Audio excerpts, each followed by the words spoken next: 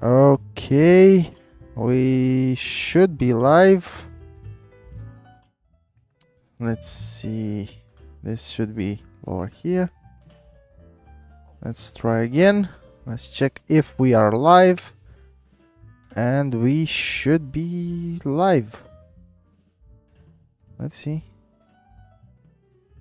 Okay. Okay. We have a nice ambience tonight. I hope you enjoy it. And yeah, welcome to the stream tonight. Hold on.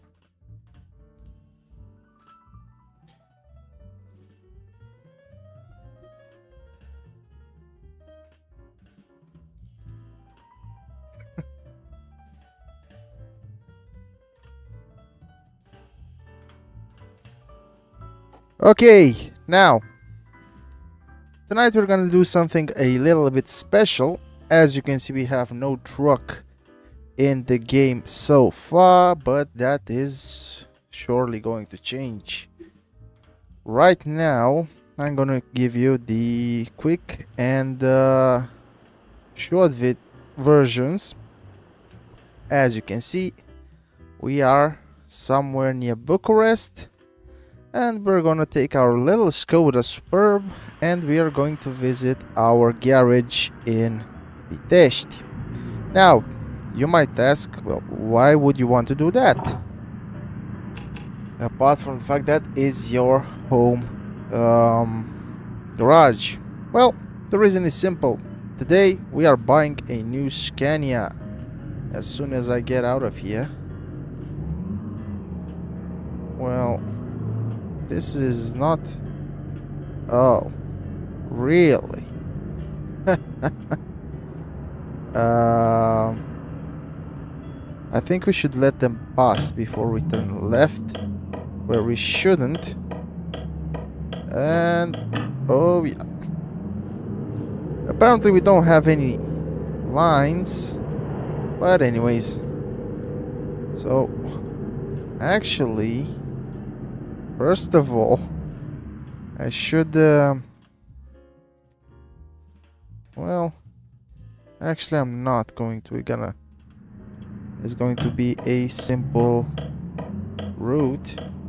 Let's see, and we have Bucharest and the Bucharest belt, so, yeah. We're gonna turn left here to Pitești. And join the motorway from here. Actually, this is really realistic, if I can say so myself, because I've actually been here many times, and I would just like to say that the roads in Euro Truck are a lot better than the roads in real life. Oh my, whoa! One thing that I can say about these car mods, or at least the car mod I have, is they have a weird handling characteristic. And as you saw there, the slightest pull on the wheel, so to speak, might get you in trouble if you're not paying attention, of course. So we are done. Now we're gonna get back on the first lane and we are gonna keep on trucking until we get to Pitești and of course the Scania dealer. Now, as I was saying, this car mod is, to all intents and purposes, pretty cute. As you can see, you have a slightly different view of the road compared to the truck view that we'll enjoy in just a short moment.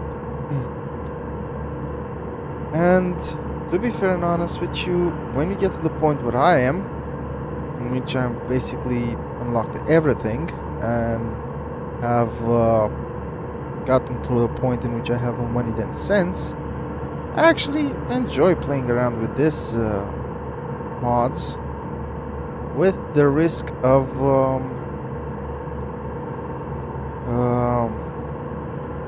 what I was trying. Oh, yeah, with the risk of losing a save. But to be fair and honest with you, that is not going to be a very big problem for me, at least, because I have the experience. I know how the game works. I know the game mechanics really well.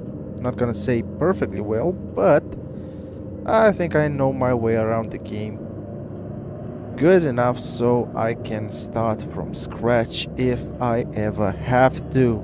Now, as you can see, we are basically on the outskirts of Pitești, and to be honest with you, when it comes to modeling, and especially the roads and the layout of buildings and so on and so forth, it is actually really similar to the actual city. We're gonna have to make a left turn here and go to the Scania dealership. Sorry, my phone went off. Siri is trying to find me something. Oh, she got activated again. Oh, sorry. So as I was saying, we are going to buy a new truck. And where to buy a new truck if not from a Scania? What's that? If not from a Scania dealer. Now, because of the mod, the very first offer I get in every dealership, not only the Scania one, is the Skoda Superb.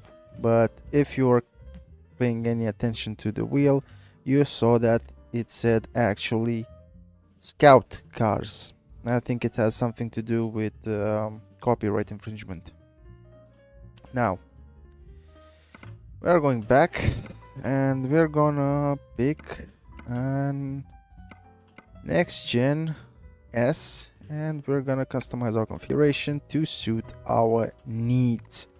Now, I've actually made a dedicated video about the topic, so if any of you want to see things a little bit more in depth, I strongly recommend you watch that video first. But TLDR, the first place you should go, and the first choice, actually important choice you have to make, is picking up the chassis you want to have on your truck.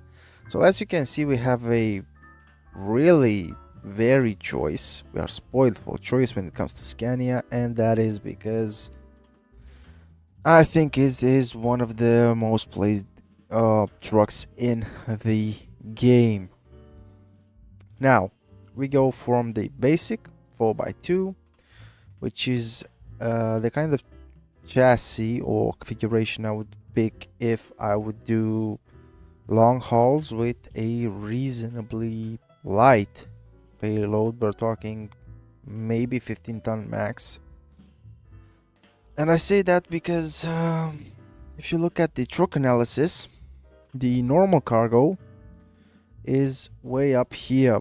Well, that tells us that this truck, in conjunction with the heavy cargo indicator, tells us that this truck configuration is not ideal for pulling heavy cargo. And that is because it's not that stable at high speeds, and it doesn't give you the same weight distribution on the axle as a I don't know, let's go with the 8x4x4 would give you.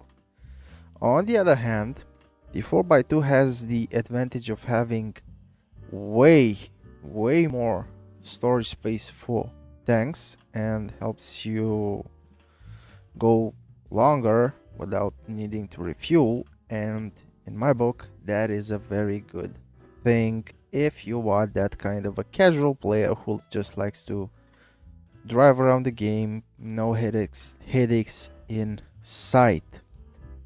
Speaking of headaches, this is the most maneuverable chassis type in the game. As you can see, it's a short wheelbase, which helps you a lot in those tighter spaces that you sometimes find in some companies. So to this purpose, I'm going to pick the 4x2. And again, as an aside, this is one of the most common configurations you'll see on the road. This and the 6x2. Now the 6x2, it's this, which basically means that we have all our back axles are powered, our drive axles, and where is it? Where are you? And we have the option of mounting a mid lift instead.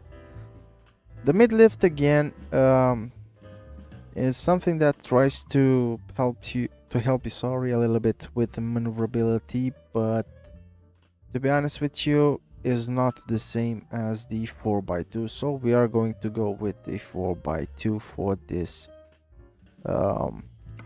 run. As for engines, we're gonna pick a 650 because why not? We want to have some fuel economy.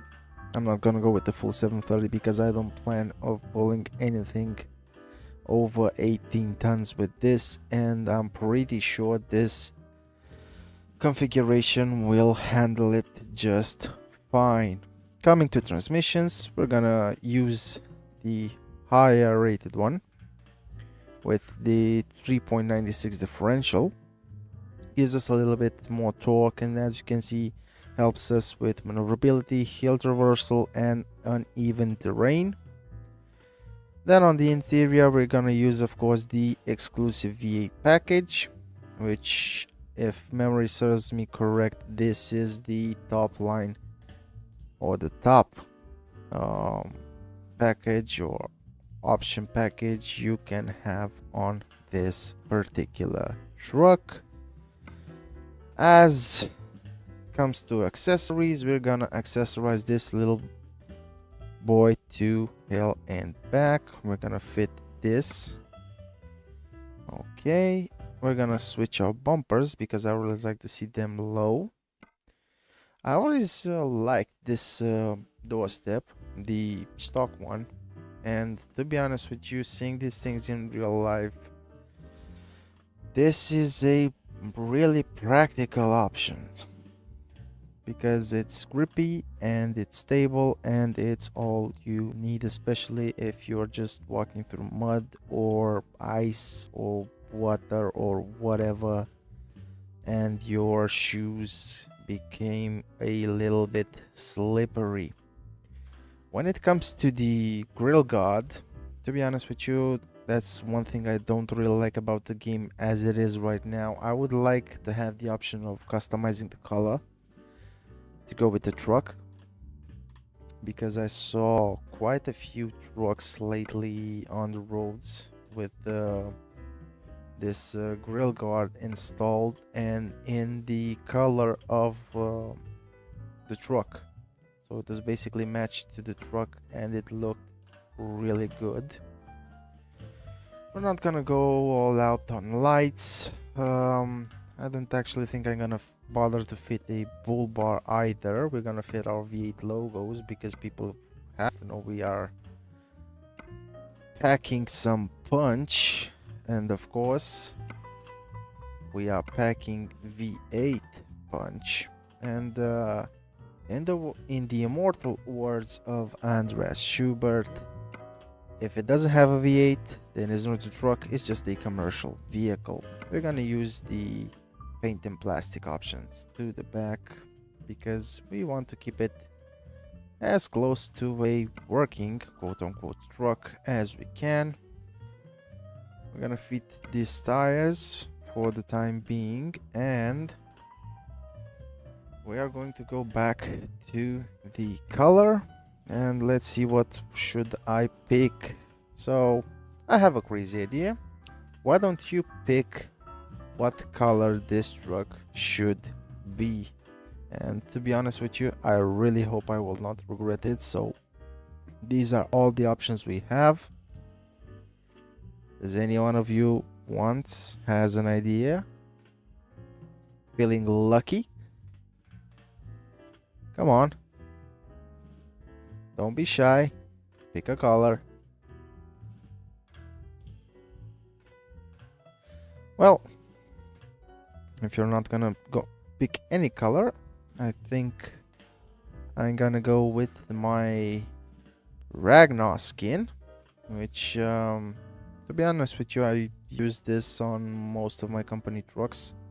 I don't really know why I have this skin mod downloaded for quite a while now, and yeah, let's go and pick some wheels. We're gonna go with the 9 to 22.5 by 9 blacks, and yeah, no, let's just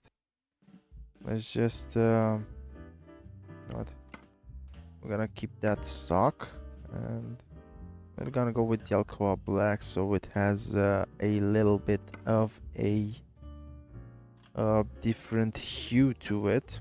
And again, we're gonna go with the 222 by 0.5 by 9. And again, we're gonna use the, where are you, black hubcaps. If you're wondering why it says here FH 2022, is because I have the FH 2022 mod installed. If any of you were present in my last live stream, I've actually used it, and I think it's a really good mod, a really good truck. It still has that Volvo feel to it, which, to be fair and honest with you, I really like. And it's a really comfortable, actually I changed my mind, we're gonna use some of this bad boy bull bar. Okay, let's go with this. Again, I'm not gonna put any strobes or any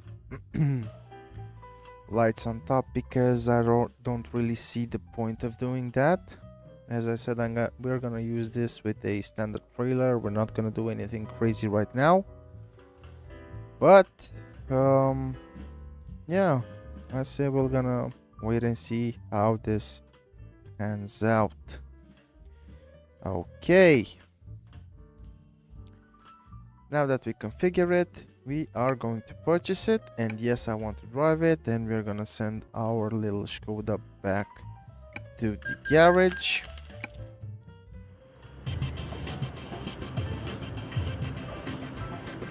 Isn't she beautiful?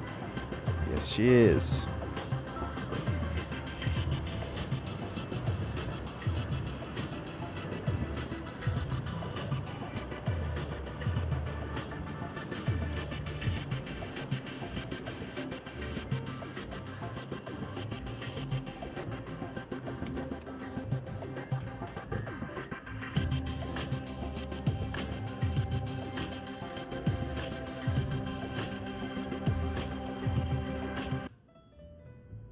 Okay.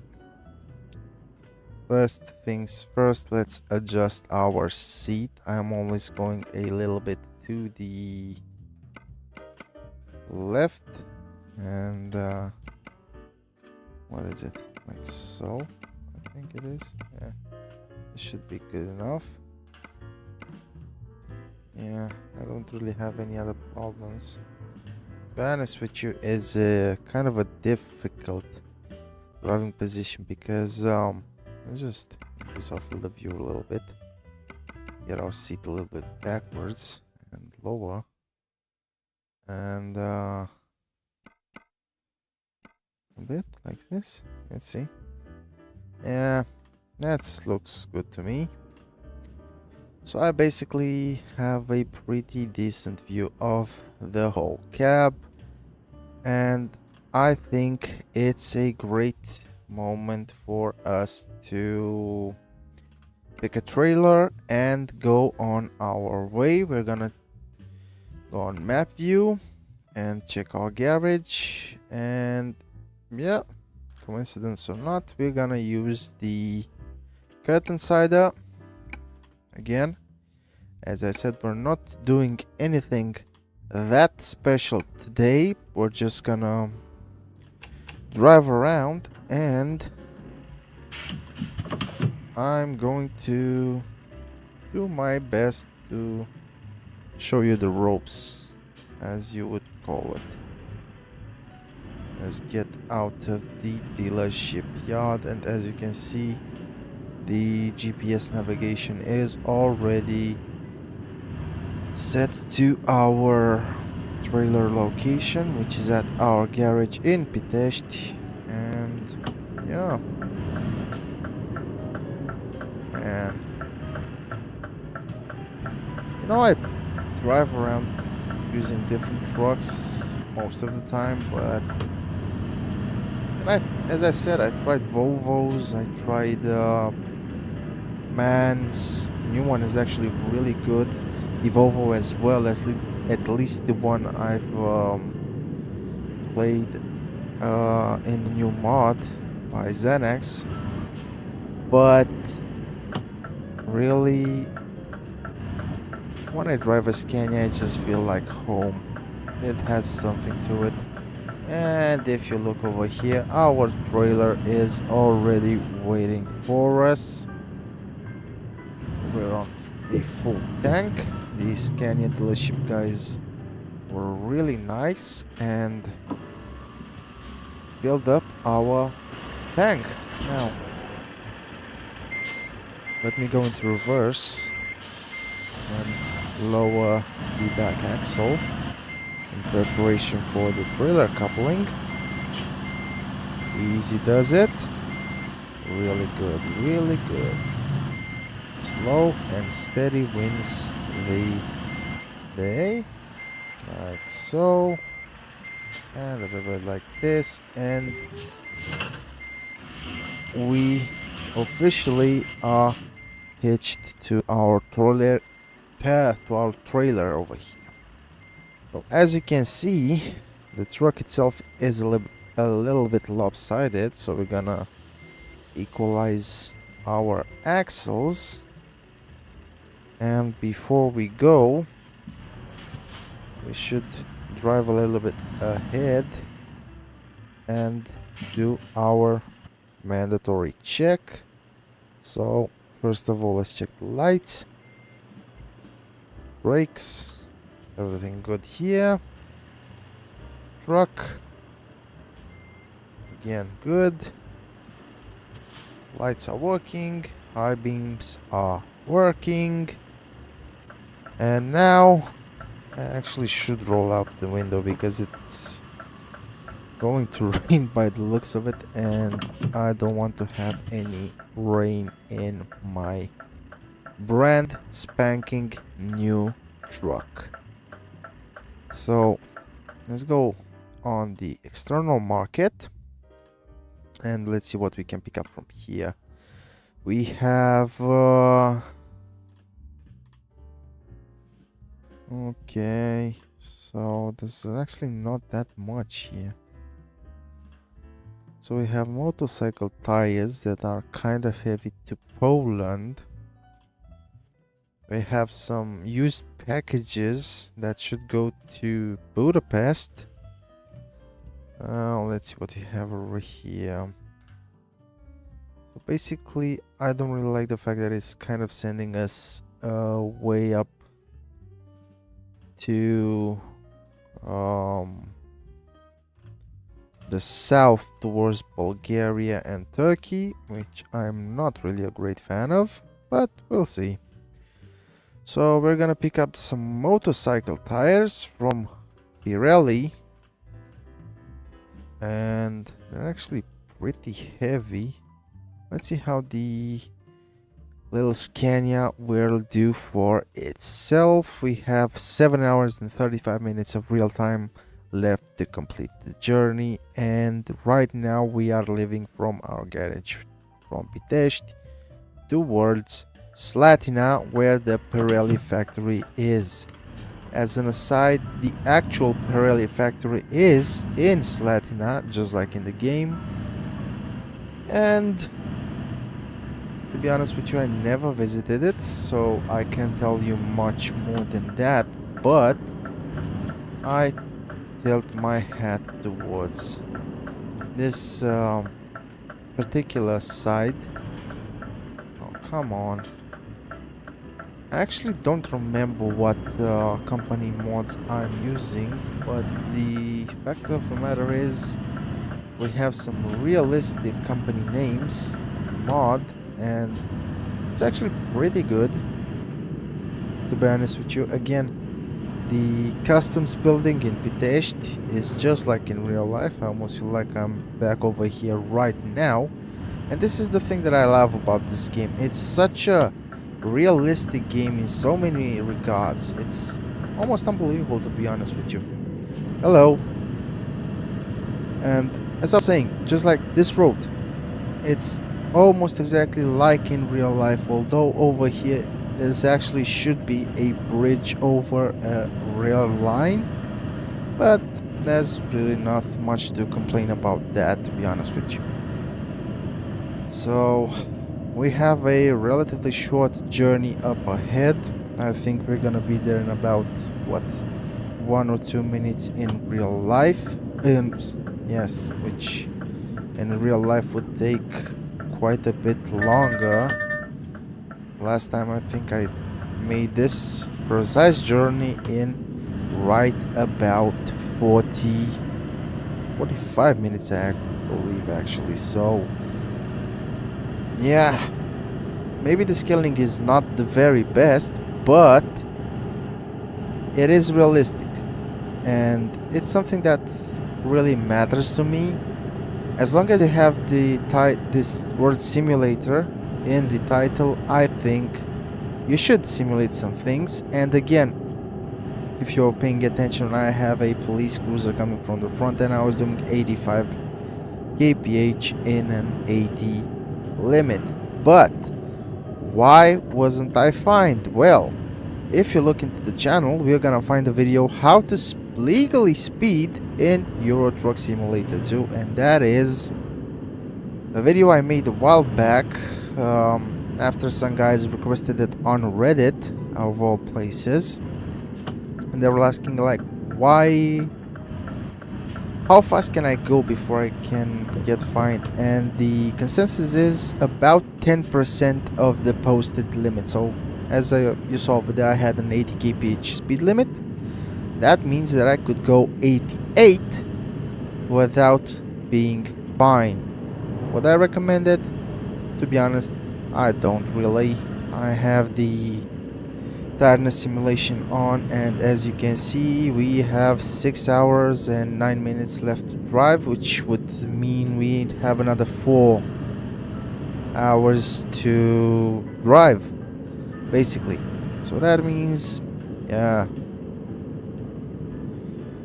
Whoopsie daisy. Again, why would I say this? Well, in real life, you can only drive an 18-hour shift basically once a week.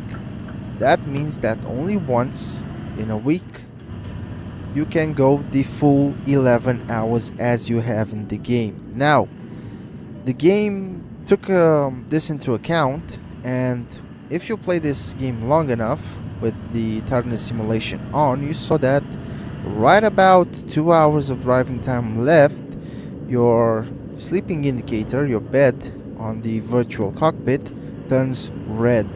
Well, that is kind of a warning for you to start planning your route and trying to find a parking spot so you can rest.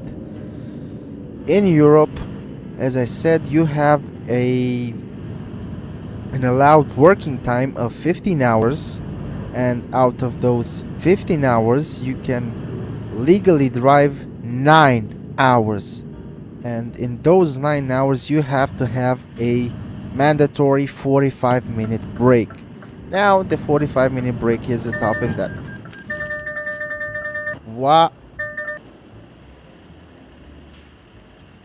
so I got fined.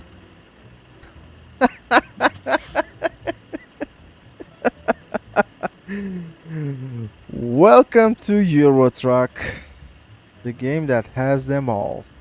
So this guy has a giveaway sign, and I was in the roundabout with full priority, and he ran into me, and the game said I was at fault. How beautiful is that? And again, you saw I'm not driving aggressively, I'm not doing anything stupid basically, and I still got pinched. What a beautiful game. Anyway, as I was saying, so I have this 45-minute break.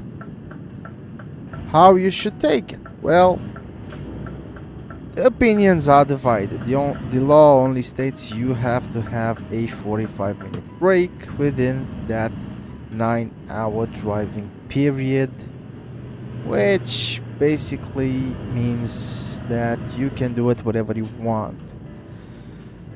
The best and the most common way to take that break is to basically drive for 4.5 hours, take a 45-minute break, and then go on your way until you run out of driving time. But that really doesn't happen that often, and it's not something that is mandatory to do it this way. I heard people doing it in a 30-minute break, and then they drive 2 more hours and they take another 15-minute break, and this is basically one of those things that is your choice. You're not forced, basically, or you shouldn't be forced by anybody to do the breaks in a particular way. Now, don't quote me on that. I'm not a professional driver, so okay. Let's see how we're gonna park this bad boy. And to be honest with you, I'm kind of nervous because I don't want to hit it in its maiden voyage, so to speak. So this is going to be a little bit interesting, just a little bit, not much. Okay, let's just get our bearings. So this is not going to be possible like that. Okay.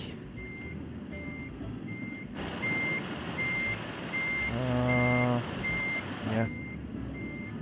Just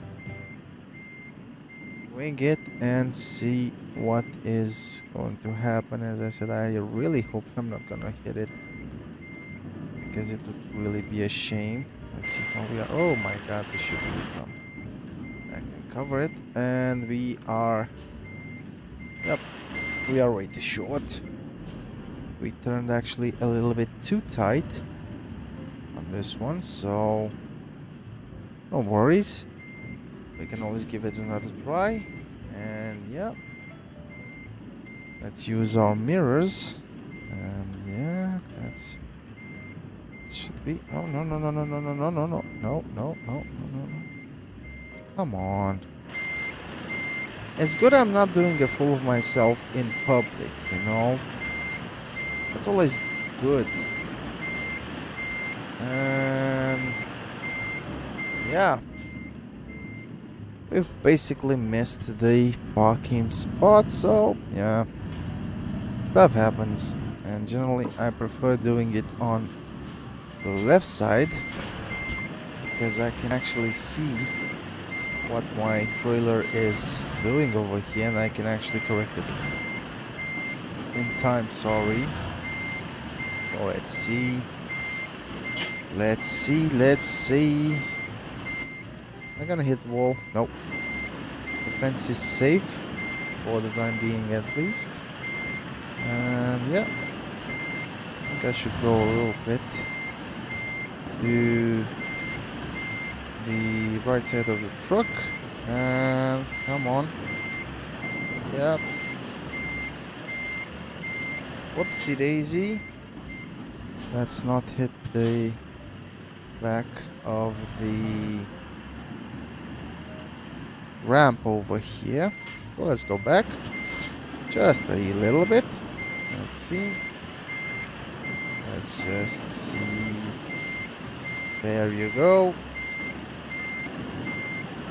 textbook example of parking. Yep, there you go.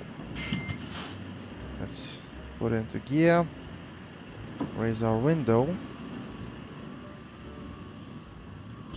Turn off the engine and load our cargo.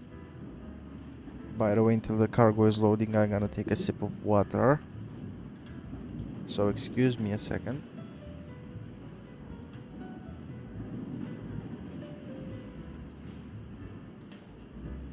So let's not turn this live stream into a ASMR video.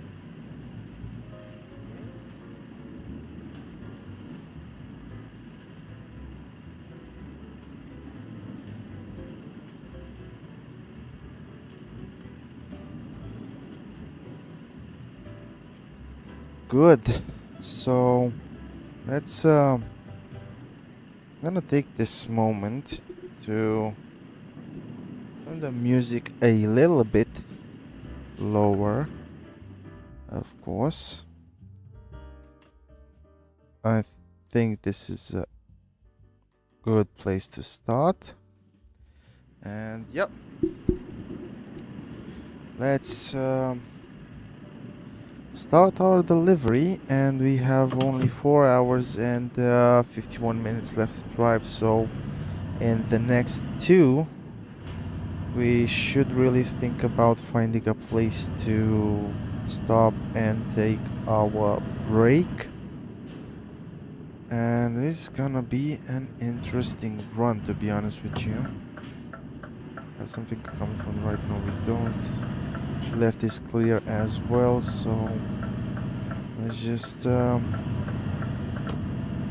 slowly and steadily make our way to the delivery point.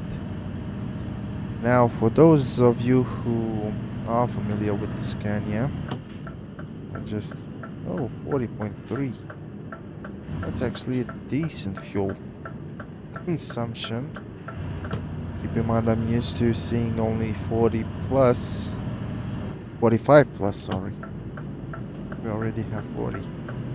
And I shouldn't really have that much of an expectation for this, because we are really heavy right now. We have 22 tons of cargo, if I remember correctly, so that is gonna take a toll on our performance and on our efficiency. By the way, I've played a little bit with the map settings, and right now the GPS is going to try and get me through the tightest and windiest and most scenic roads, actually, the B roads, which, to be fair, B roads of Romania are pretty beautiful, all in all. Oh boy. Oh, so you're turning right, and I hope I have enough time to turn right as well. I did. Okay, so we are officially on the road, and we are trucking. I hope we will not have any more incidents in roundabouts, because I'm really kind of sick of being involved in crashes that are not my fault. Of course, not not so many of you think that, but I am a human being, and from actually, let me just turn the volume a little bit down. The truck is a little too loud, to be honest with you. Let's go back. Maybe the music? Yeah. A tad bit. Good. Back to where we were. By the way, can somebody tell me in the comments how good is the sound quality? Can you hear me alright? The music is playing alright? The truck is too loud? Stuff like that, please?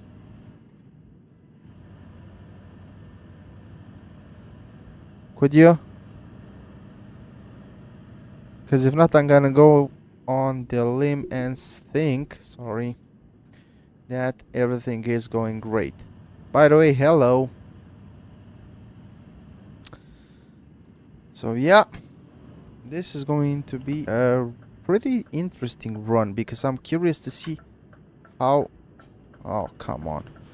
I'm really curious to see how efficient the Scania is in this context, pulling like 22 tons. And to be honest, I'm really excited about it because I really want to see the difference between the more powerful 730 and this 650 in a reasonably normal actually circumstance. So we're, as I said, pulling 22 tons. Not much, not little, but yeah. So far, I'm actually not that impressed. I see the fuel economy is basically the same as the 730. And from where I'm... Oopsie, my god. I should be really careful where I'm driving and what I'm doing. Not looking in the dashboard, but anyways, nobody's getting hurt, so yeah, it should be good. So let's set the cruise control to 50 kph. So we have a 40... Oh my god. 47.4. Now keep in mind this is basically a brand new truck. We only have 125 kilometers on it, so yeah. Things can be better, can be worse, but as I said, I'm pretty satisfied with it. And as I said at the beginning of the stream, this is actually my favorite truck model in the game. And I drove them all. Modded, unmodded, stock, whatever you wanted. They're good, most of them. The Iveco is the exception to the rule. And the older Renaults. But other than that, they're all pretty decent and have their own, let's call them peculiarities that you need to keep in mind when you're buying it. But to be fair and honest with you, we don't have to pay taxes on them, we don't have to register them, and so on and so forth. And we don't really see that much of a difference. So we just go with the biggest engine, the more powerful engine, and hope for the best. Although IRL, I've seen a lot of 480s, 520 Scanias.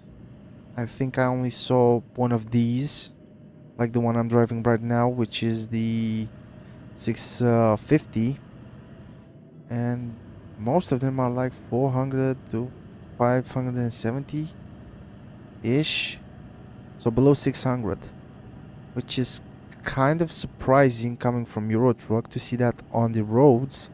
But there you go, the proof that those apparently weaker engines actually have what it takes to be efficient on the roads. So that's one thing. And the second thing is there are quite a few of these on the roads right now. So that's making me think that they are really popular. And there should be no reason why they should not be popular, because they are decently reliable from what I can gather. The older one are kind of oh, I should really go slow right now. As I said, the older ones are a little bit too rigid for most people liking, but what you gonna do? It's a Scania, it's kind of like a BMW. Actually, a friend of mine, which is who's a trucker, actually told me, you know what? If I have to make an analogy between a car brand and a truck brand, then Scania and BMW are a match made in heaven. The irony is that Scania is actually owned by the VW Group with MAN as well. So MAN and Scania have the same parent company, the same parent concern. I think it. Oh, so that's that. Oh, we're actually made our way to Craiova, and we have 2 hours left. So there's really no point in me trying to push it. As I said earlier, IRL, you only have 9 hours of driving time, not the 11 you have in the game. Of course, as I said, there's a 1 day exception per week, but we're not gonna use that just yet. So we're gonna get into garage, take a little bit of a break, and then keep on trucking. So let's get some rest. And there we are, bright and early next morning. It's 6:07 and what? Oh, come on. Yeah, she started. It's 6:07 and it's time for us to hit the road again. Oh, and it is raining, and unfortunately there is a strong possibility of you seeing why you shouldn't really do the things I'm doing right now on a regular basis, and that I mean using a 4x2 to pull a 22-ton load, sorry, which is not that stable. And as I said, I hope you're not gonna see it. By that I mean I hope this baby girl will not slip or aquaplane in the rain. So let's see. And we have a little bit to go. Let me just check the map, because I see, oh, we have somebody viewing. So we're basically going from Slatina or Pitești in the game all the way up to Krakow in Poland, and as you can see, we have quite a little bit of driving to do. Well, he left. Hope he enjoyed. Going back. Oh, we're getting close to the 1 hour mark, so that's a good thing. Let's just see. Are we going to get a green light? No, we are not. And already there's a car here. Come on. You can do it, baby boy. Come on. You can do it. Okay. Okay, so we managed to get through that intersection, alright? Which is always a good thing, and yeah. I'm gonna go with a 70, actually even 70 is fast with this weather, because I don't really trust this road surface one bit. Oh, yeah. Hold on a minute.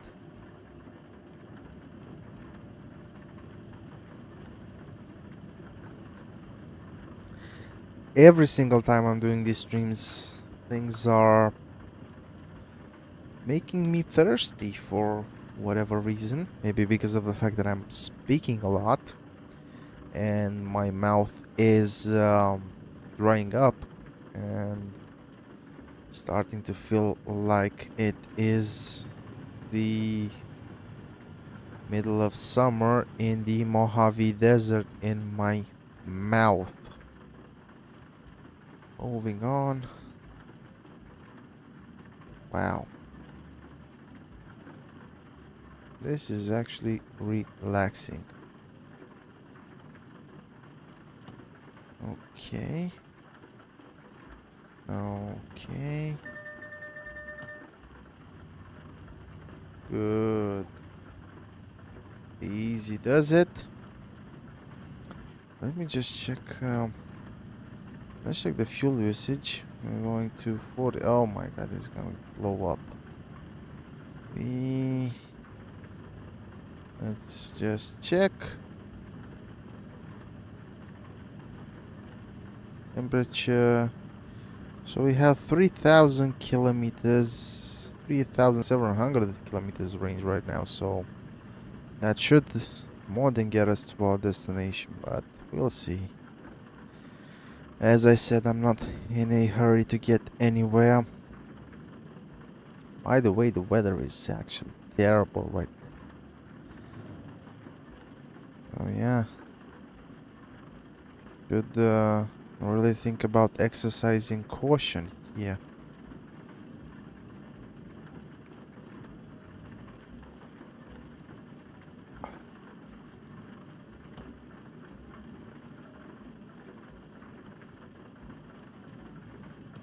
Don't make me break.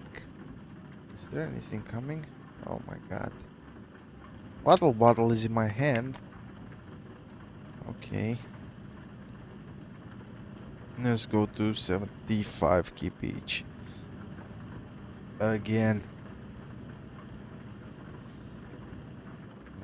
This guy is actually really slow, to be honest with you. And I don't really know if it has something to do with the weather, but yeah. Wow. It's raining cats and dogs outside, that's for sure.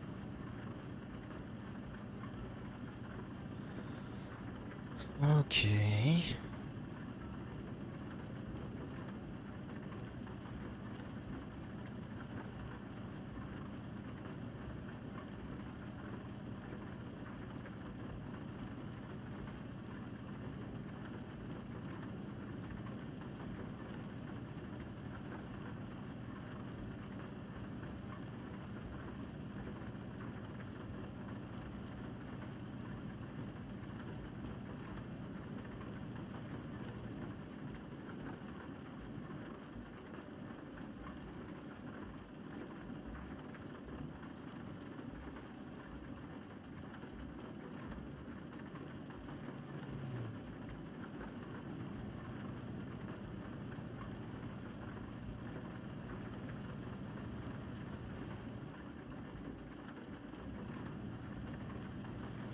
Okay.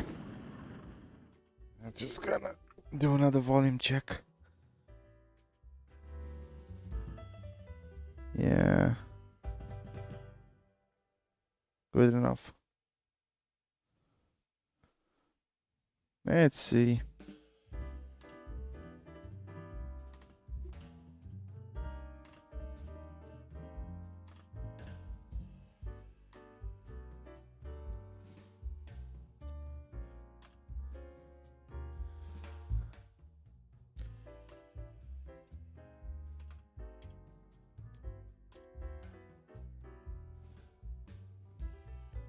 How does it sound right now? Okay. How does it sound now?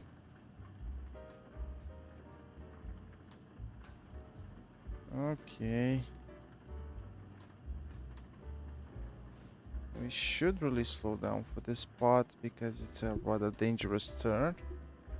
But we'll see. Way high. Okay. Okay.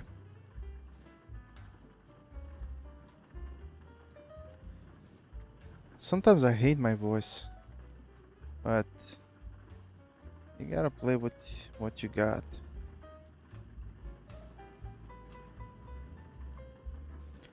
Anyways. Let's stop and take a photo here.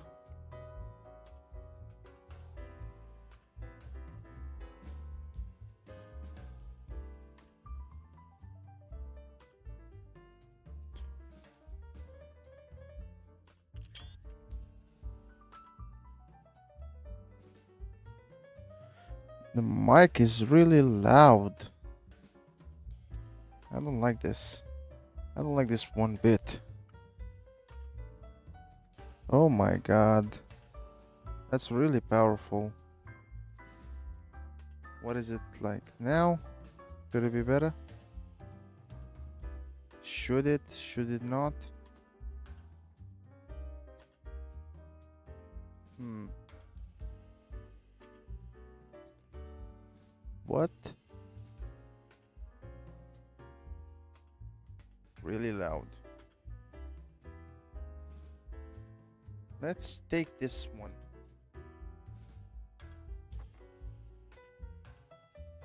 Really loud, actually. Way too loud. Maybe like this? Well, this should be good enough. Turn the music a little bit down. The truck engine way down. And let's keep on trucking, ladies and gentlemen. So, to your left, you'll see the Rovinar power station. Is it on cruise control? Yes, it is. Wow, this is actually a huge power station. And a beautiful one at that, to be honest with you. So I pretty much like it.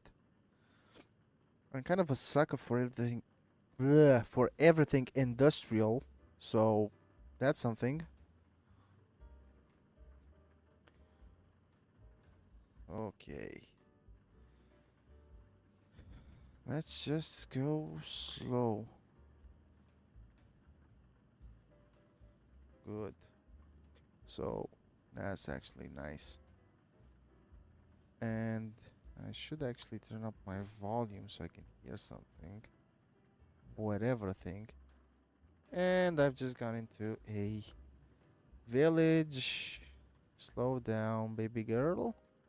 Easy does it. Slowly and gently.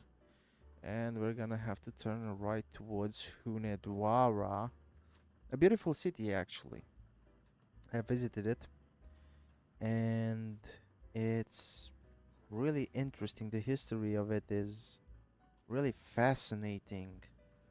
And there are quite a lot of monuments over there. So if you have any roads, trips, or planning to visit Romania, I strongly recommend Hunedoara. I strongly recommend Alba Iulia, which it's actually quite a richly historical place. I mean, it was I think it was first established by the Romans, so that makes it at least 2000 years old. And again, it was used in the Middle Ages as a castle, as a fortress. So you have a lot of things to visit and see. And again, given the fact that Romania is in the northeastern part of the so-called Balkan area, this country has a lot of history. Some of it bloody, some of it pretty, but a lot of it was complicated and dominated by the great empires that were controlling the area. You had the Romans first, and then you had the Ottomans after the fall of Constantinople. Then you had the Russian occupation, or whatever you want to call it, that kind of lasted, or actually occupation, it was in the sphere of influence, but that really didn't really last that long. Then you had the kingdom of Romania period, which again, beautiful bust of our history that I am proud of, to be honest with you. And as I was saying, we have a lot of history and we have a lot of beautiful places, but we really don't know how to promote them. And the fact that they appear in this beautiful game really makes me happy, because a lot of you who are from different corners of the earth can hop in a truck or a car if you have the mod and visit it. And again, it's a really beautiful country. and it has a lot to offer for tourists. And not only in the big cities, especially after you leave the big cities, you kind of get a sense of how the country actually is. And again, it is a beautiful country, a country that I love, and I enjoy driving in. Well, more or less driving through it in the simulator because of how high the diesel costs are right now. It's a pretty expensive endeavor right now. That's just a joke, to be honest with you. The prices are really sky high since the pandemic ended, so it has been a while. Anyways, can I get something from the chat? Yes or no? Are you people here? Hello? Well, there's nobody here. And I think the music stopped. Oh, no, it didn't. As an aside, I really hate how my voice is sounding when I record it. And before you say anything, I actually try to play around with the filters a little bit to make it a little bit more acceptable as the sound, but I don't know why it feels like uh sound like I'm speaking on my nose or something, and that's annoying for sure, especially for you guys who are listening. And yeah, a dangerous or a blind right hand turn, and yeah, I'm just going to slowly and steadily go through it. And yeah, again, this should be good. I wonder how the mic sounds right now.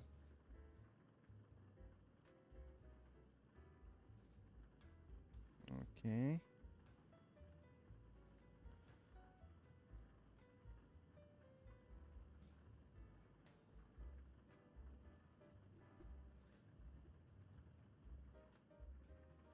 Okay.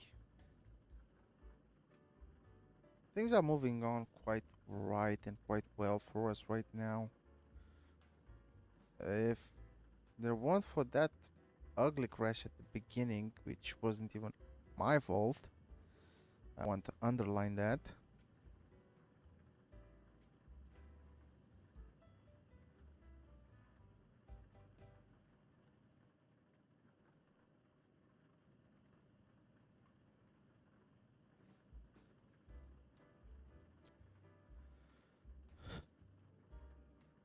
Okay. So let's turn towards Punedwara. Let's hit the retarder.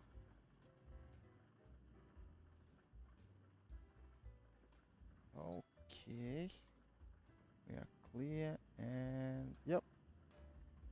Perfect turn.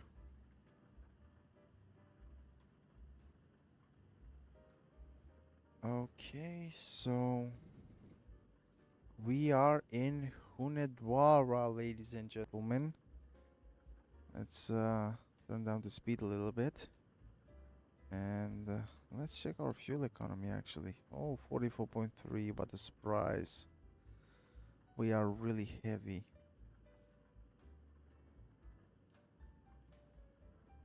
So yeah.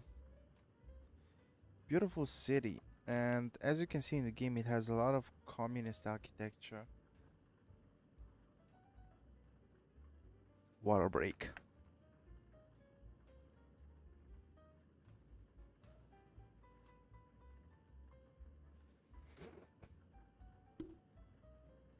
Oh, okay.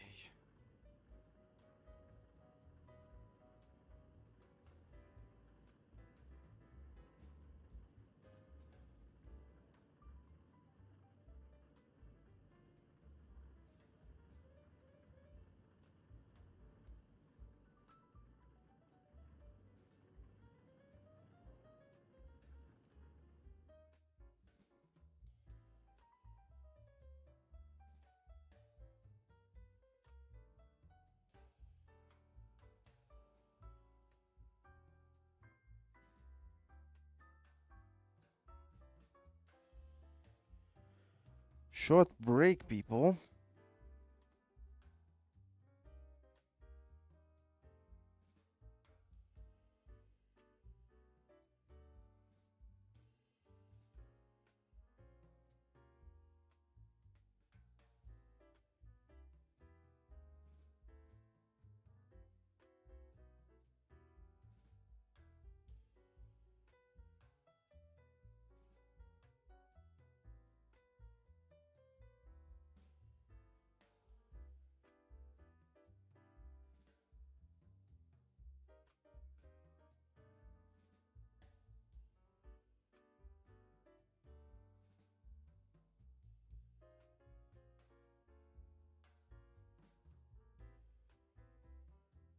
Okay. Let's see what is going on here. Oh, we actually have a message in the chat. No way. What is it? Total chat, live chat. What? What is going on here? So apparently I have problems with the chat, which is perfect. Okay.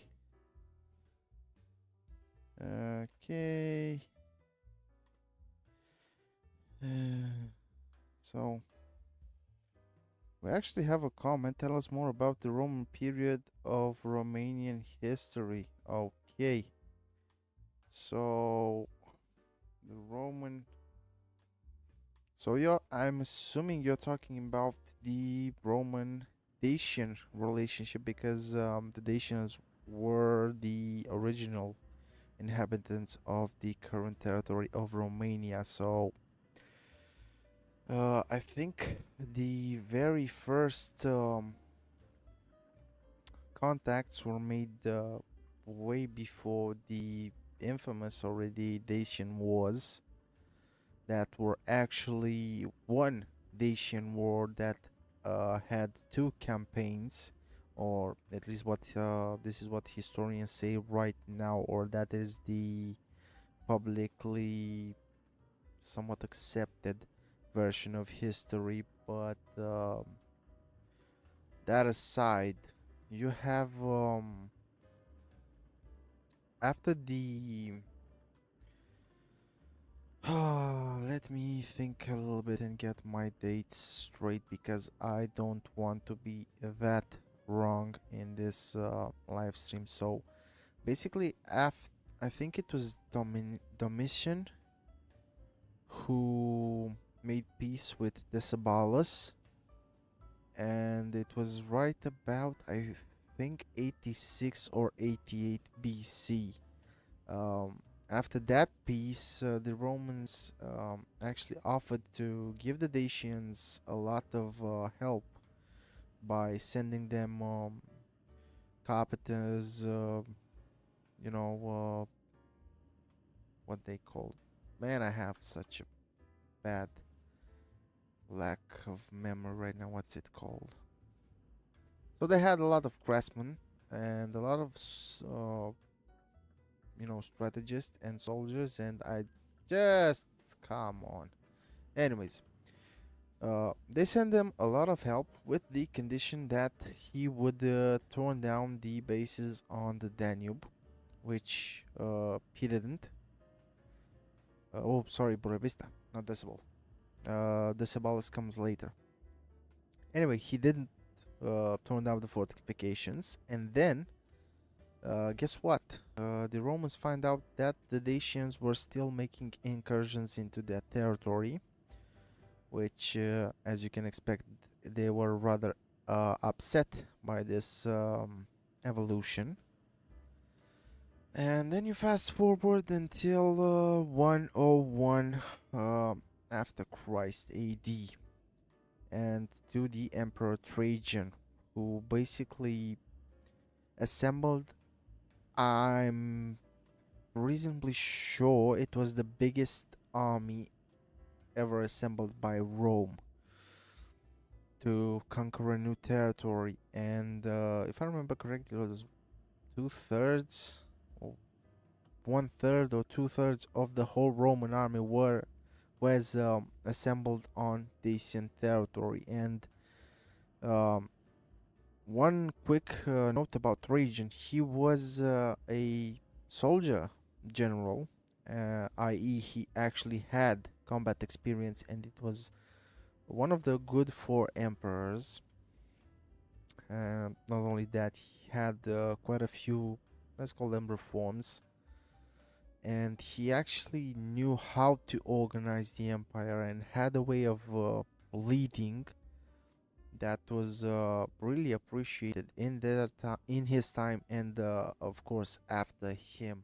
Coming back to the Dacian Wars, it has been settled, sorry, that there weren't exactly two Dacian Wars. There was only one Dacian War, but it had two campaigns: the 101 to 102 and the 105 to 106, if I remember correctly the dates. Long story short, both campaigns were settled at the battles of Tape, which I can't point you where that thing is on the map if you threaten my life. But the fact of the matter is, after those battles, after the second battle of Tape, Decebalus was killed, and the territory we now know as Muntenia and Oltenia were, half of them were turned into Roman provinces. Now we have a few reorganizations later, and fast forward a few hundred years up until 275 AD, if I remember correctly, was the withdrawal of Roman administration. And this is quite a contentious topic of debate even today about the Romanity or the Romanization of the Roman people, because people are like, well, the Roman Empire occupied Asia for such a small amount of time, but yet you still have a Romanic language, a Latin language in what is basically a sea of Slavic people, Slavic talking people, and that's kind of curious. But you have to understand the fact that even if the Roman administration left, a lot of the people, a lot of the settlers that came with the Roman legions when they occupied the territory of Romania were rather fond of the place itself and did not want to leave. So that's one argument towards the Romanization theory, which is actually pretty interesting. I think it's a really interesting topic to learn about. But to be fair and honest with you, it's not a part of history that I'm really interested or passionate about. Of course, I've learned about it in school, and I did my own little research after that. If you want to find out more, I can recommend you the historian Andrei Pogachash. He has a lot of works written on the subject and more, and the medieval period and the rulers of the Wallachian country, how the current Oltenia, I think, and Muntenia, mostly Muntenia, was called back in the medieval period.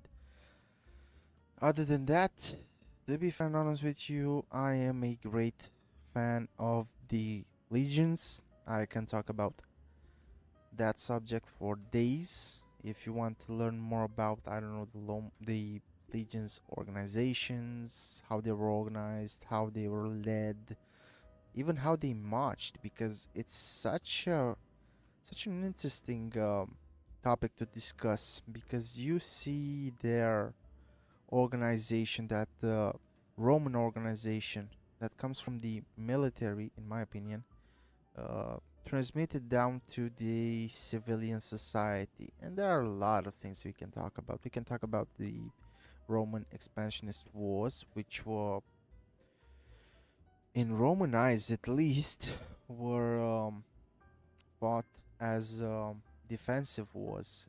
Every most of the time they were fighting like we need to defeat this enemy, but don't need to occupy the territory. Though that is good, or would be good, but we need to defend ourselves from the enemy, whoever the enemy might be. And it's kind of an hypocritical way of viewing things, but it's founded in history. Rome was sacked a few times, and they were sacked when they kind of least expected it. I think one of the most severe was the sacking by the Gauls, if I remember correctly. Enemies, people from northwestern or northern part of Europe. I'm pretty sure were the Gauls. And if you keep that in mind, and then view the campaigns of Caesar through this lens, you kind of understand how things got to the point in which they did. Again, we can talk for days about the Caesar's campaign in, come on, go slow, about Caesar's campaigns in Gaul, or his planned campaigns, because we're just talking, sorry, about Dacia. He was actually planning to invade Dacia after the Ides of March. I think if I don't remember exactly.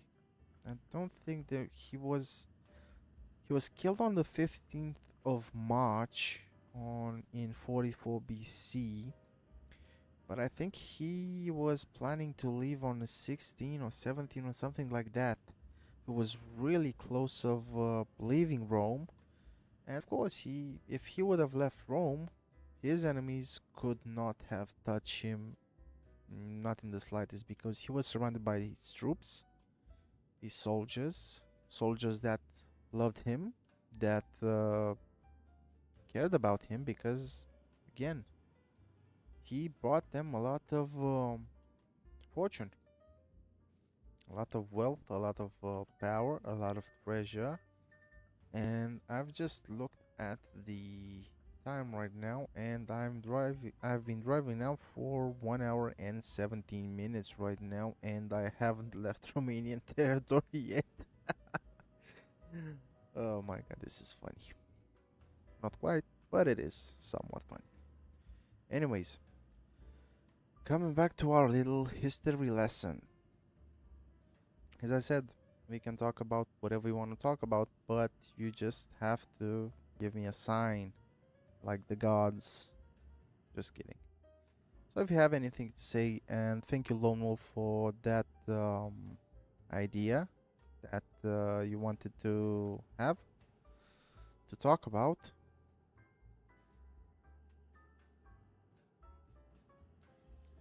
And yeah, really good. It's actually really relaxing, this game. Anyways, I wonder how it sounds like, because I'm kind of afraid to start mic right now. I just paused the live stream for so long, and I really don't want to ruin the viewing pleasure of anybody. Oh my god, my nose just became stuffy. Oh god. Oh god. Hold on a second.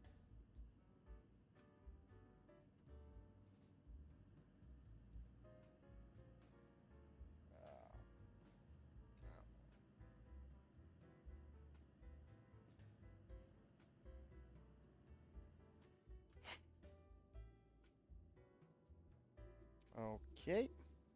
I'm back. A little bit better, but not that much. I don't know, it feels like I'm speaking from my nose or something. I have a really nasal voice right now, and to be honest with you, I really don't get it where it's come from. I think I have a cold or something, because I have somewhat of a running nose, but is nothing to write home about. It just becomes stuffy sometimes like this. But anyways, yeah, let's just keep on trucking, and we are leaving Aradul no, which is nice. Always nice.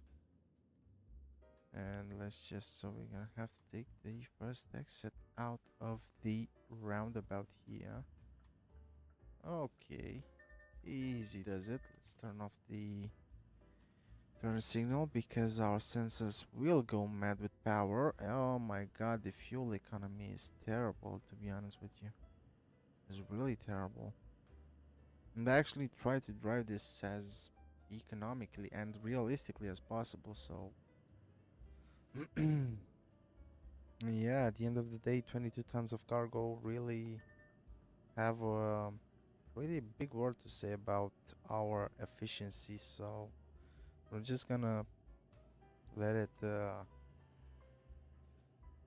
smooth out at around 80 kph, although we can go flat out 90 around here, no problems. But as I said at the beginning of the stream, I'm really curious about how the fuel economy stats are going to look like when we get to Krakow. So that's the thing. Oh, and we are getting close to the border. And yeah, 60 kph limit, and this BMW is in our way.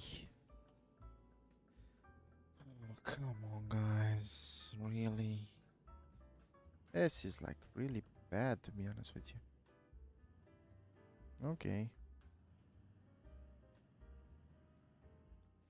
Okay, easy does it. And we're gonna have to go through the skills here. I'm actually pretty curious. Let's see how much we weigh. Yeah, I know. I should have gone that way anyways. I had a sign directing me towards it, so I couldn't really get around it. Okay, slow and steady wins the day. And we have, drum rolls please, 36 tons. That's actually making a lot of sense. 7 tons from the tractor unit, 7 tons from the trailer. That's 14 with 10. Yeah, that's 36. The math actually checks out. Okay, so we need to go through the detail control. That's something that really doesn't happen that often, but we have nothing to hide, so let's just oopsie daisy, goes through it. Slow and steady wins the day. And just, oh, we only have 220 minutes left. Everything is in order. Have a nice journey. Well, I should. Oh, proceed straight ahead to complete the inspection. Of course. Well, of course they had to put me in an inspection booth. Why the hell not? Stop at the mark. Stop. Stop the engine. There you go. I'm being searched. I'm being frisked. Those are Armenian bodyguards. Oh no, they're Hungarians. Of course. Who else? Who else? Anyways, let's just make sure we have nothing coming from behind, and let's go as fast as we can to Szeged. I think is going to be the next city we have in front of us, and we're gonna have to pull over soon. We have 2 hours of driving time left, and hopefully that will be plenty good enough time to get to the first rest station, so we can throw the towel in for the day. And apparently we didn't drove that much, to be honest with you. It's 2:07 in the afternoon, and we left at 7 minutes past 6 in the morning from our garage in Craiova. So yeah, that was a load of laughs. Okay. Oh boy, easy does it. I've flipped this thing around a few times in this particular bend, so I'm not really excited about doing it again now. And I don't really understand one thing. I checked it earlier and it said I had 2% damage. Will he stop? Yes, he is. Great, man. Let's toot the horn for him. Okay. And apparently we're gonna have to take another right hand side turn. Yeah. Relaxing. Whoa. Easy does it. 47. Oh my god. Yep. I'm getting tired and we already have... Wow. Half an hour has passed already, so yeah. Time flies in this game. Not joking. This game is not joking around at all when it comes to time passing, so yeah. The things we do. Oh, we're going to Debrecen.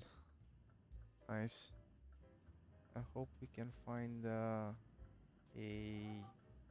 parking spot because we are running out of time and fast, which, to be fair and honest with you, is not funny at all. But anyways. Oh, 70 kph limit. Oh my god, it's killing me, this game, you know. And what now, 50? Yeah, right. No, I'm not doing 50 kph here. Whatever happens. What? Oh, I thought it was something on the road when I saw that car. And again, look, I really like the scenery in this game.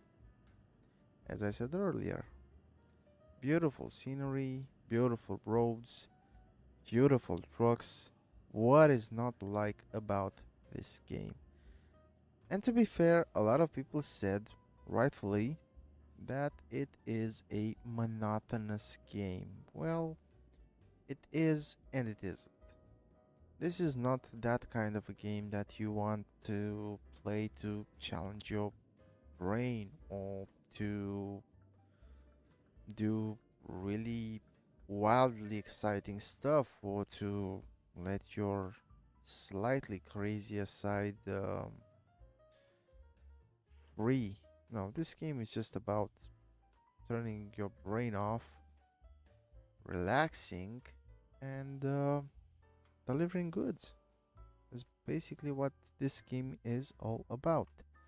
And this is one of the secrets to its success.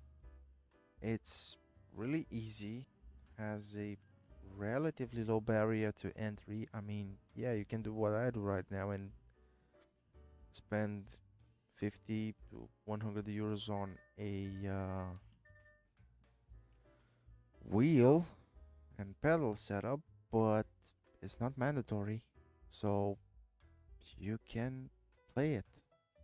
I've played this game a really long time with the keyboard alone, and I really enjoyed it. As I said, I really like big rigs and industrial stuff, so this game was basically right up my alley. And no matter what people say, it's a great game, at least for me. Again, as I said, I'm not starting to brag it too much. It has its, shortcomings. I would have loved to see the new Volvo FH already implemented in the game. Yes. Again, I would love to see the new Mercedes implemented in the game, but I understand that SCS has a lot of things going on at the same time, so it's kind of difficult for them to, you know, uh, do this kind of development. And again, we need to keep in mind the fact that developing a new truck implies a lot of work. You need to have guys who go out in the field and scan a real truck, and you need to find a new truck, and then you have to, you know, scan it, implement it, balance it, and do all the other stuff. Because, as I said, if you really look at it, they don't really drive the same way. And oopsie daisy.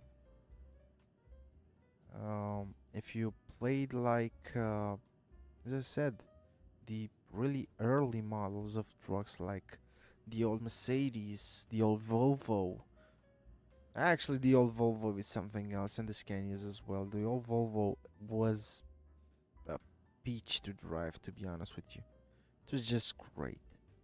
And the new one is the same. It's like an evolution of the recipe. And again, if you want to see some revolution, you look at the Scania. I mean, the grille design is similar.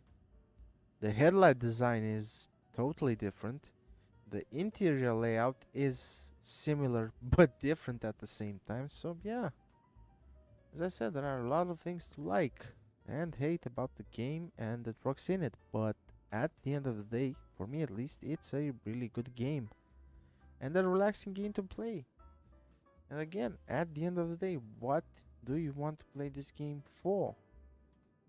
You want it to be relaxing?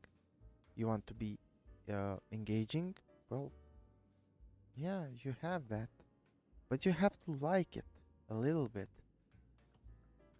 I personally didn't try that much with Farming Simulator, at least, to give you another example, because I don't feel attached to tractors. I respect tractors, but I don't love tractors. It's the same way um, when you compare a Scania with a Massey Ferguson or a John Deere. They might be just as well at that job, or maybe even better, if you compare my Scania with those tractors. But again, this is my Scania, and those are not my tractors, so you get the point. Anyways, let's just check the route advisor and the GPS and see what we have. So we have 541 540 kilometers left to go, and yeah, that's pretty much close to where we got. And we have 8 hours and 50 minutes left. So if we play our cards right and have a little bit of luck on our way, we will not have to stop. So we're gonna end this one relatively quickly. And oh my god, slow and steady, big boy. Wow, and it was a truck coming.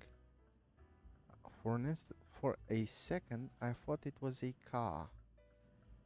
But it's good I haven't thrown myself into that junction, because I would have paid the price. Anyways, as I was saying, if you want to play a game that is relaxing and whatever you want to call it, and it's just that kind of game, I don't know if you get what I mean. As the fat electrician said, I don't know if you're picking up what I'm putting down right now, but this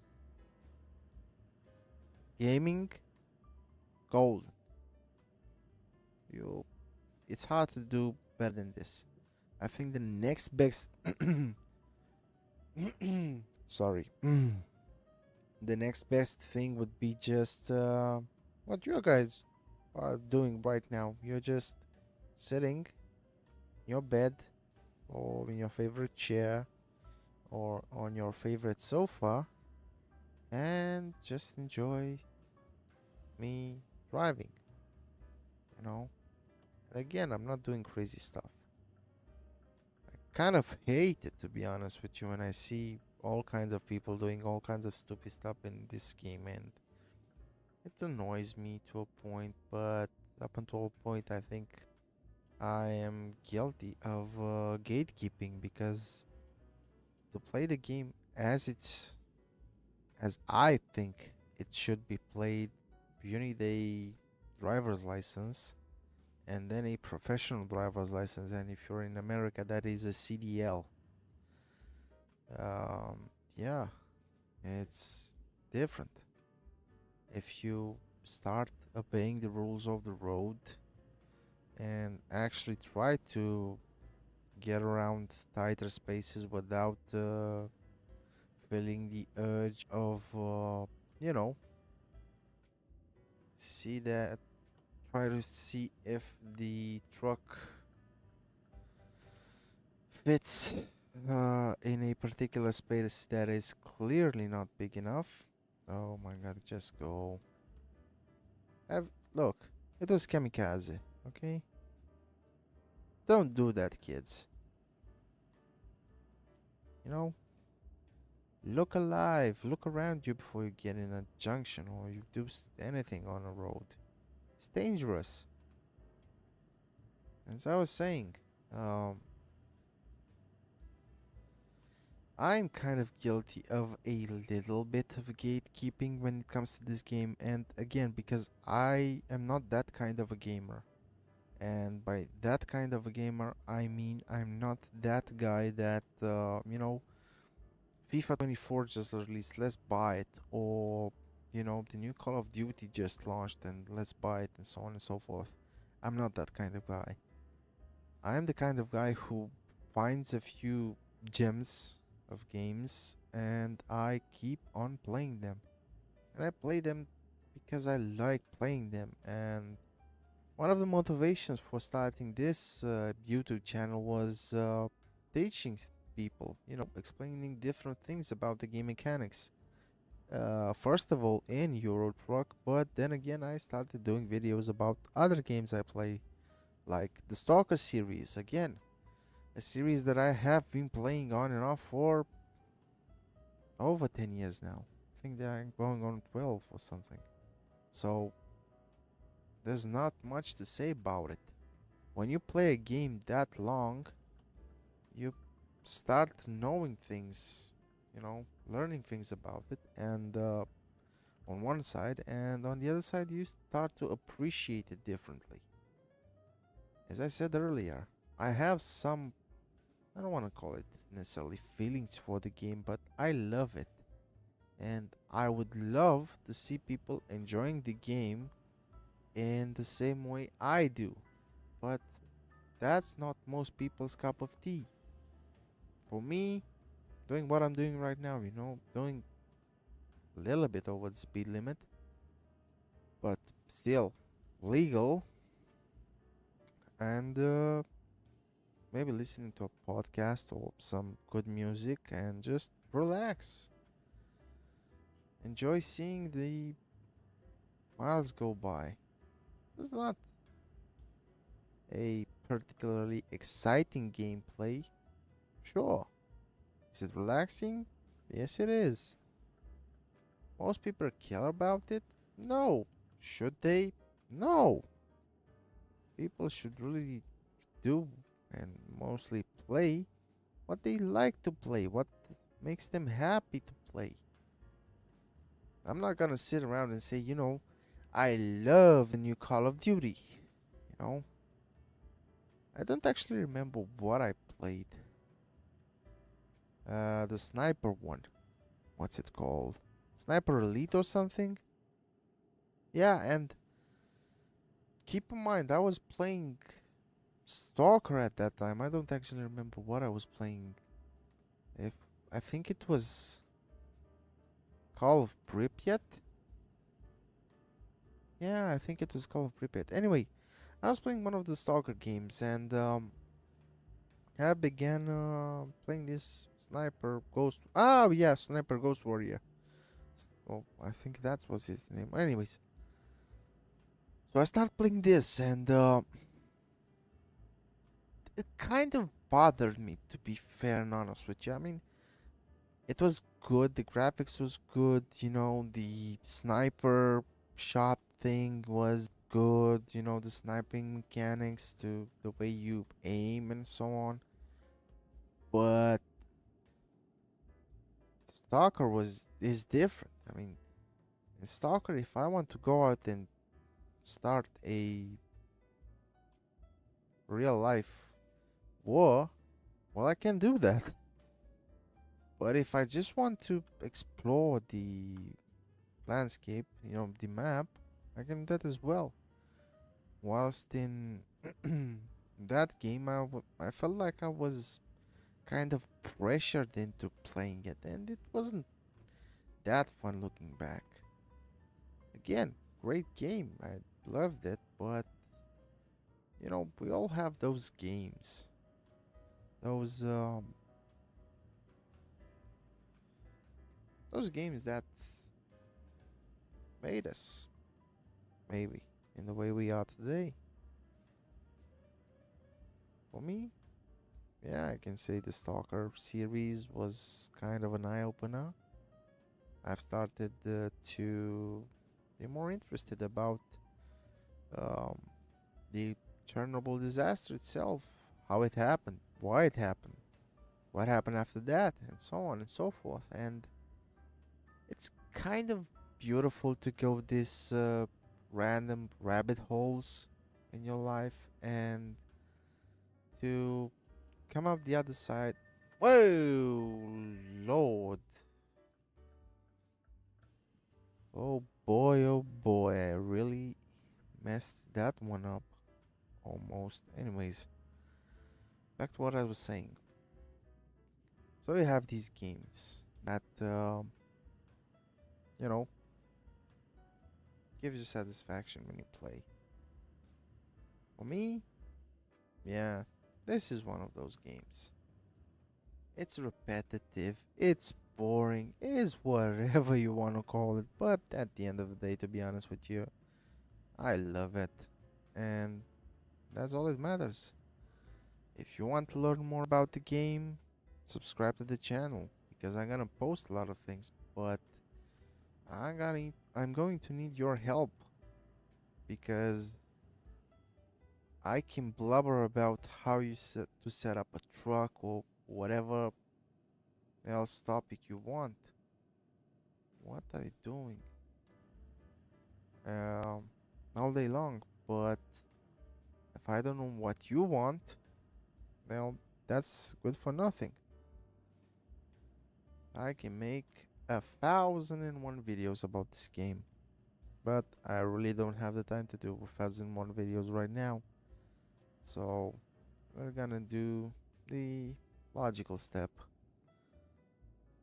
the next best thing, if you want, which is take it one video at a time, one quarry at a time, one great Euro trucking question at the time. And we have a red light.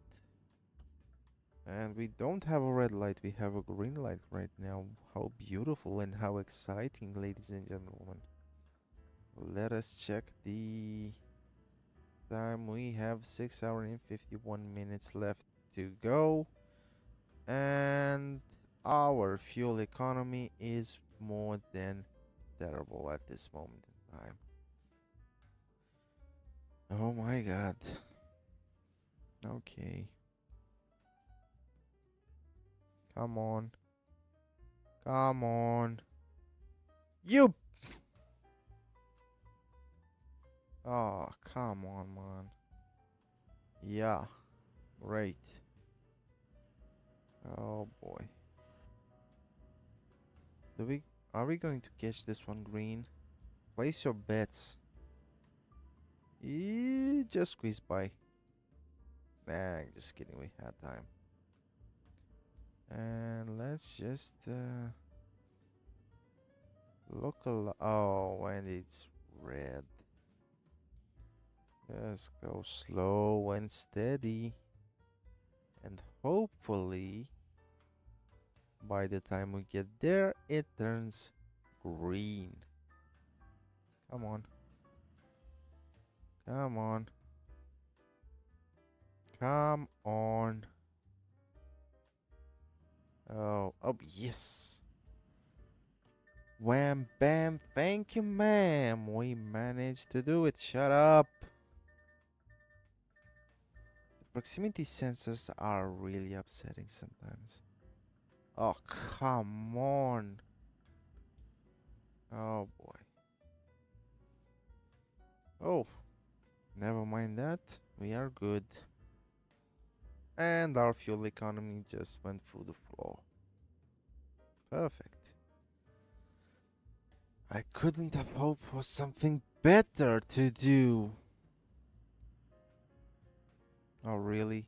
Am I really being overtaken by a caravan? Come on. Well, I'm just in that, I'm still in that hoping phase, you know. Maybe I'll have a decent fuel usage by the end of this. God help us all. Maybe.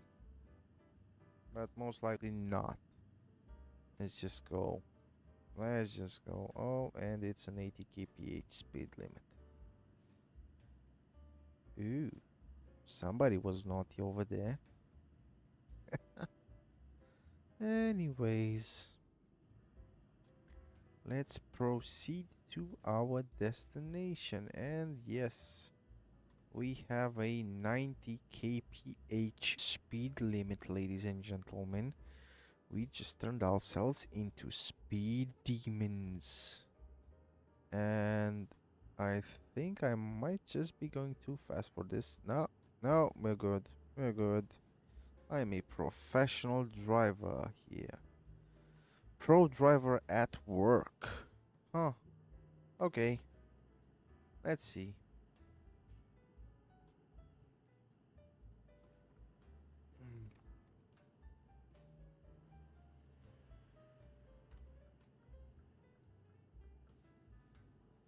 Okay. Okay. We've passed that by. Ugh, we passed by that guy, which is great. I think I'm going to set up another live thingamajig for tomorrow at the same time, and we are going to play World of Tanks. Yes. Oh my god. Let's turn on our retarder. Okay. Shut up, please. And we're getting close to Lublin, Poland. Any Polish people? Am I pronouncing that good? Is that a good pronunciation? Okay. Wow, an old school Volvo. Beautiful truck. Just kidding, it is not that beautiful. I don't know why I said that. Of course, we all know the most beautiful truck in the world is the truck you drive. Let's check the map. We are 4 hours and 35 minutes out, and we have 6 hours left to go. So let's go pedal to the metal and see how fast we'll get there. Not expecting miracles, but the GPS says that we're going to be there at 9:39. So let's try for 9:30 appointment. Let's push actually for 9:30 appointment. And hopefully, underlining the underlining hopefully, I'll get there without crashing.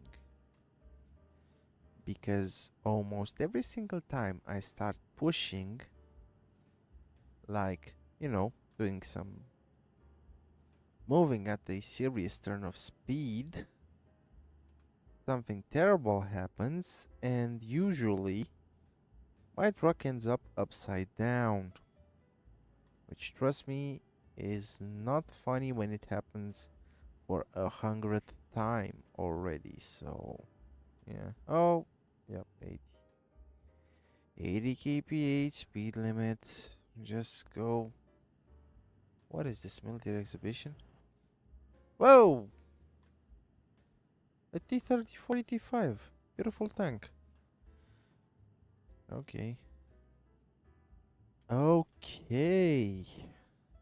Whatever. Let's just go. Kind of tired, to be honest with you. I am really tired. Oh my god, 50 kp speed limit. Of course, it's a border. What am I Oh, and a 70 kph speed limit. God bless us all. Let me just 80, 75. Will I make it? No, I will not. Just wow. 48.3. Really? That's worse than terrible. Again, it's kind of my mistake because I shouldn't have picked this run in particular, but yeah, what are we going to do? You know what? Let's just push a little bit until we overtake this. And of course, it's a police car, and I crashed into it.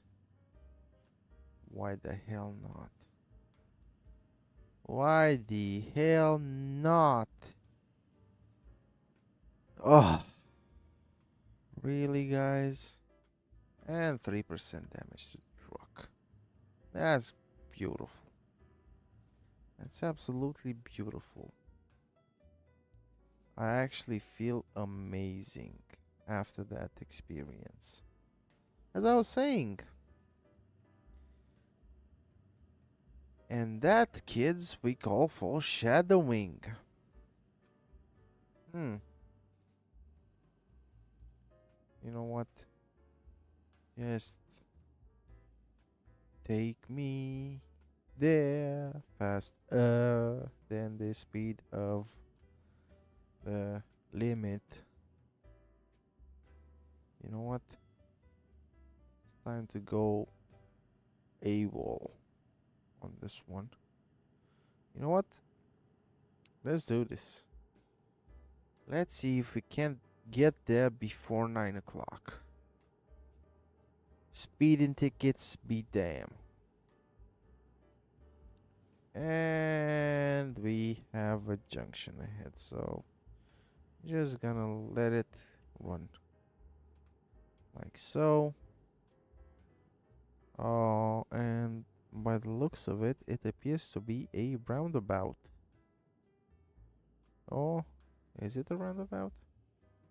No, it's a simple junction. How delightful. And we have traffic lights. And of course, the traffic lights turn red when we get to them. Perfect. What can I say? Perfect. You know what? Just do it. Okay. That's red light. Ooh, cows. Oh, okay.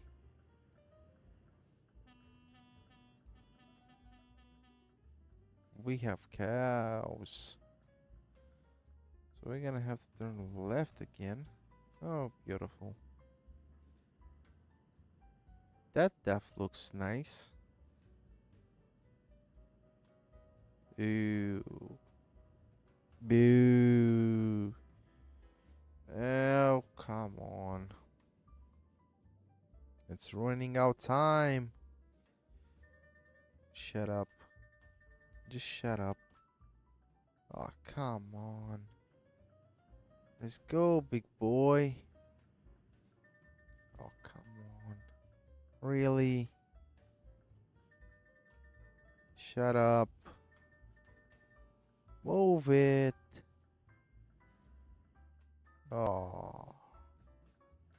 Dude.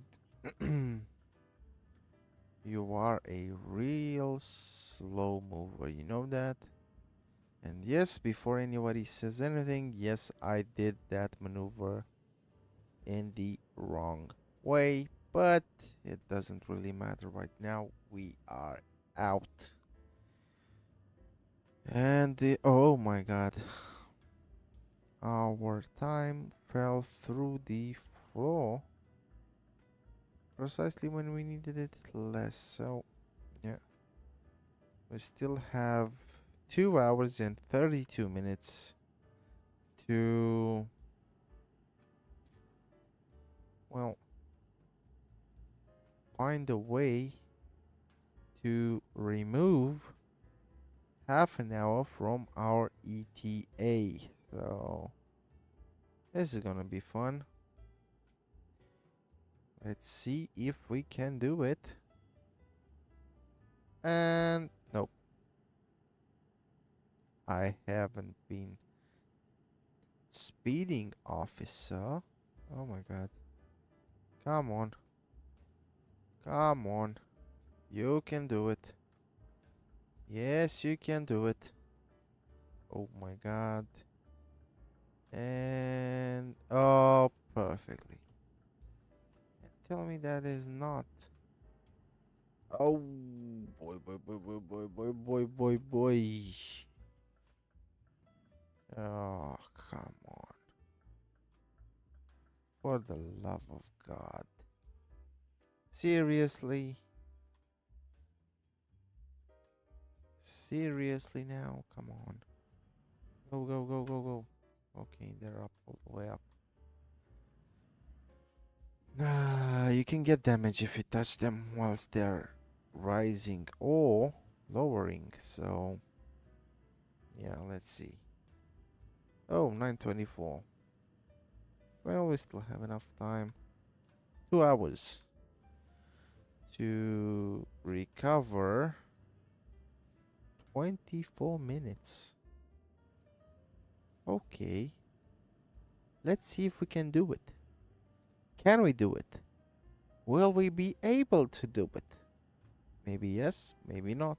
We shall see. And again. Oh, Krakow. We have a indicator.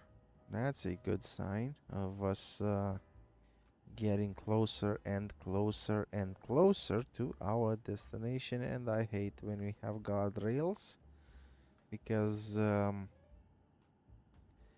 I'm doing 20 kph over the limit, usually I end up in one of those. And we have a traffic cam. Let's just do 76. That should be good. Oh man. And we have a red light. Oh, delightful. Yeah. Oh. Turned green in the nick of time. No, it did not. We had to pull to a complete stop. Wow. What are you guys doing? Digging a tunnel or something? Dude. Oh my god. You know, quite a lot of infrastructure projects around here in Poland. People are working hard towards their infrastructure, and come on. 1 hour and a half. What's next? Earthquake? Huh? A plane? Stopped on the top on the road? Come on.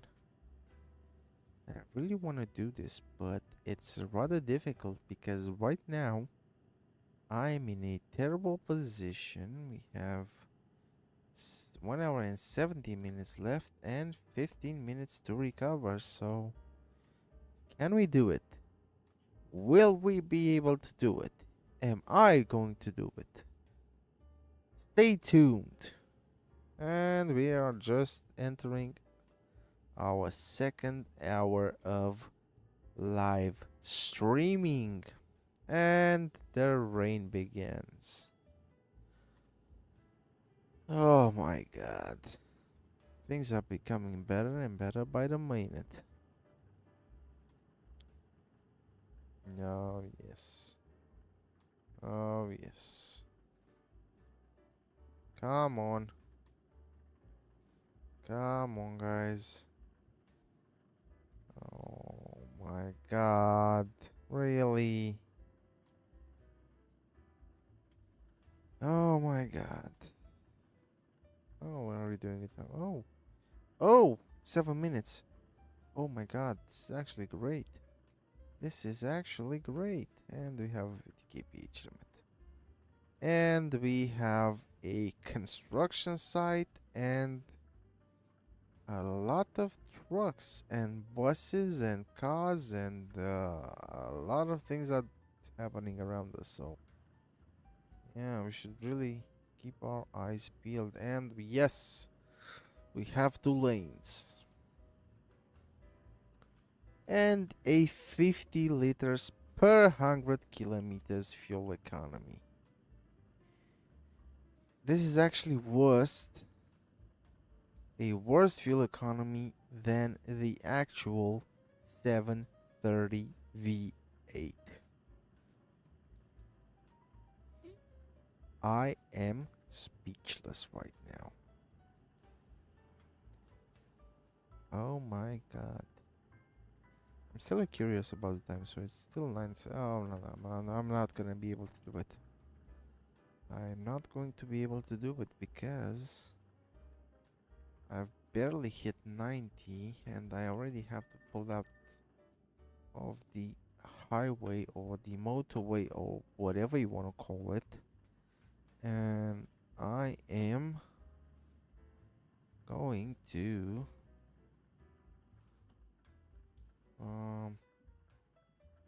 go really quickly through this intersection and keep on trucking. And I'm late. Well, technically late for my set time. And apparently I'm only going to miss it by 8 minutes. Which only by 7 minutes. Nah, only by 6 minutes. Oh my god, can I do it? Oh, whoopsie. I almost made a boo-boo. Okay. Let's just go full on attack mode. Yep. We're actually getting close. Really close. And red. Oh, come on. Red light. Our dreams are done and dusted and over with. Let's go. Let's us go. Come on. You can do it.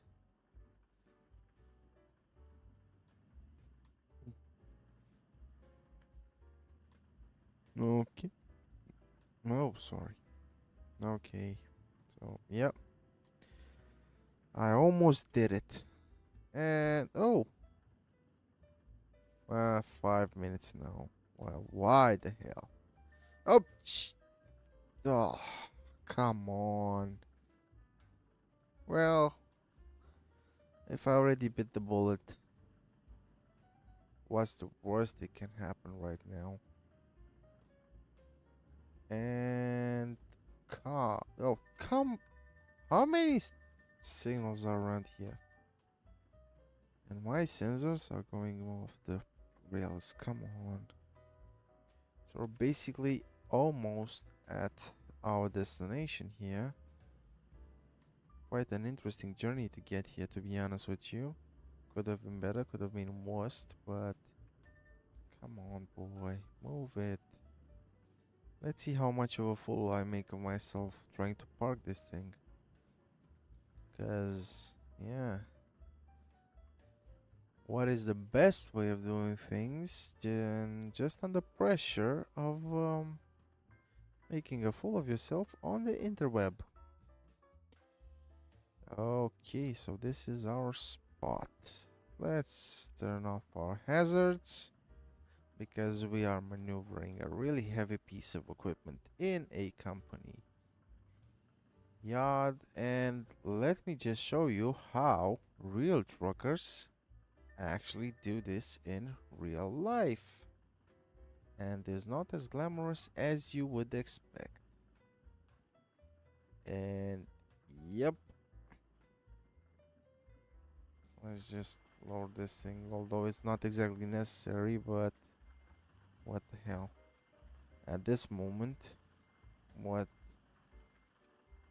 does it really matter? No, it does not. And perfection. Let's raise the window.